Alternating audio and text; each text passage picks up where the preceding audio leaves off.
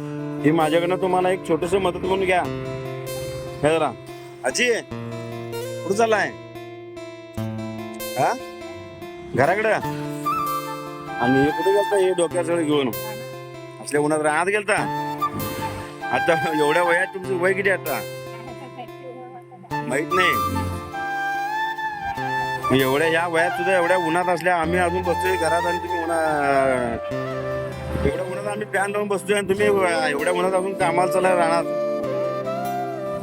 घरात मुलं बाळ काय केले? पोरं तुम्हाला बघत नाहीत. त्यातच म्हणायचं हे वय तुमचं बसून खायचं वय आहे मावशी. ही माझ्याकडनं तुम्हाला एक छोटस मदत करून घ्या.